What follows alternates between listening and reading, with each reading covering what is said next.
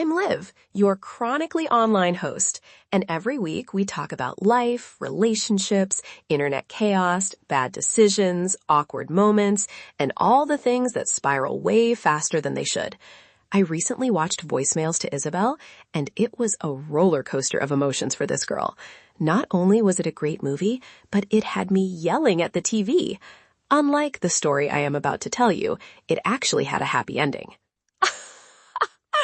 I once RSVP'd to a wedding with a +1 and accidentally brought not a charming date, not someone's actual partner, but literally my emotional baggage in human form. The kind of human who shows up and immediately blocks your escape route to the open bar. Promise, stick around and I will tell you the full, gloriously petty timeline, how I misread an invite, made a decision based entirely on free catering, attempted a 3-act play of avoidance, and then executed a maneuver so small and ridiculous it somehow involved the dessert table. There will be a hot take about weddings being the peak form of human theater, one confession I will never live down, and a few survival tips that are half sarcastic and half actually helpful. Okay, backstory. My friend group is the kind that has been through every stage. College kitchen disasters, breakups patched with pizza, and the we're all actually exhausted phase. I got the invite because I'm that person who shows up and brings the most chaotic energy. The ex, let's call them P, because anonymity is a public service. P and I had a mercifully short but intense thing, the sort that ends with dramatic text messages and a 3-day period of mutual unfriending. Fast forward a few months, mutual friend gets engaged, an invite drops, and I see a discreetly tiny +1 printed on my card. I assumed +1 equals free choice. I did not assume +1 equals potential live reenactment of my worst decisions. The RSVP mix-up was my fault and also the universe's. I scribbled P's name on the RSVP because I read the handwriting wrong, and because my brain was on autopilot thinking about whether the chicken would be good. Classic Liv move. Also classic, I forgot to ask whether the +1 had to be a partner, date, or a legally binding emotional contract. Logistics aside, I sent the RSVP, convinced myself this would be fine, and then spent the week making other equally catastrophic plans to avoid awkward moments, which, of course, I did not keep. Arrival. Picture this.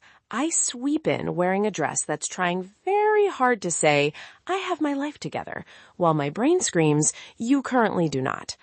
I scan the room like a mildly paranoid pigeon, and then I see P across the room, laughing with a group of mutual friends, looking like they've been doing very light cardio since our breakup.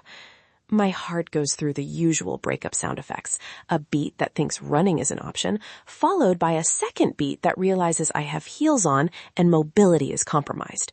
We make eye contact. For half a second, nothing happens, and then we both perform the socially acceptable version of we are adults. Small smiles, a nod, the micro gesture equivalent of please don't start anything near the chandelier. Now, petty maneuvers. I executed a series of moves that, in hindsight, are exactly the kinds of things I would send as a dramatic midnight text to a friend. Step 1, strategic mingling. I became the social butterfly whose wings are fueled by appetizers. I floated from table to table, clinging to small plates like flotation devices. Step 2, buffet diversion. At one point, I launched a full-scale operation to distract P with an over-enthusiastic analysis of the mini quiches. Genuine commitment to carbs, wildly misapplied to a social goal. Step 3, evasive text theatrics. I pretended I had a series of very urgent, very boring group texts that required my immediate attention, because nothing says I am doing fine like typing with purpose while actually peeking over your sleeve. There was a moment of true cinematic absurdity during the bouquet toss. I had successfully avoided the dance floor for 3 hours, and then the DJ mercilessly played that one song that signals chaos. P was directly behind me, and for reasons I cannot fully explain, I executed what I now call the dessert table pivot. I pretended to discover a mysteriously abandoned brownie plate, and in the course of reaching for a brownie, I bumped P and said, and I quote, "Oh my God, you won't believe the texture on this." It was the most adult thing I did all night. Passive aggression garnished with sugar. I will never be prouder and also more mortified. Funny confession time.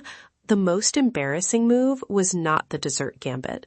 No, it was that I texted 3 different friends from 3 different phone angles, pretending to coordinate a meetup, when actually I was just trying to manufacture a social rescue. One of them responded with, "Where even are you?" And I almost answered, candidly, internally combusting near the floral arrangements. Instead, I sent a photo of my shoe and wrote, "Buy the cake." This is the level of performance art my life has become. Hot take incoming. Weddings are peak human theater. Everyone at a wedding is performing a role. Brides and grooms get the main arc, obviously, but the rest of us are background actors doing microdramas we will later summarize in gossip and memes. It's the only place where family dysfunction and delicate heirlooms exist in the same frame, and we all act like it's casual. Takeaways. First, petty tactics are a valid temporary coping mechanism, but they should be used sparingly and with a dessert-based exit strategy. Second, boundaries exist for a reason. If bringing an ex feels like it will require a tactical operations plan, consider whether the +1 is worth the nightly replay in your head. Third, apologies help later. Not necessarily at the reception, but afterward when you're less carb-driven and emotionally overheated. Also, be honest with yourself about why you made the choice. I told myself it was complicated, and it was mostly that I was lazy and liked the idea of someone to talk to in the cocktail hour. Final practical tips, because I am nothing if not a walking cautionary tale. 1. If you RSVP with a +1 and feel unsure, pick a friend instead. Friends come with fewer unresolved texts. 2. Plan an exit strategy that does not involve the florist. 3. Hydrate. Emotional resilience is 70% water and 30% awkward small talk scripts. And 4. If you find yourself at a dessert table making passive-aggressive observations about pastry texture, own it. Petty is human. Deliver it with style. If this episode made you laugh, cringe, or want to confess your own wedding disaster, please leave a review and tell me your favorite petty move.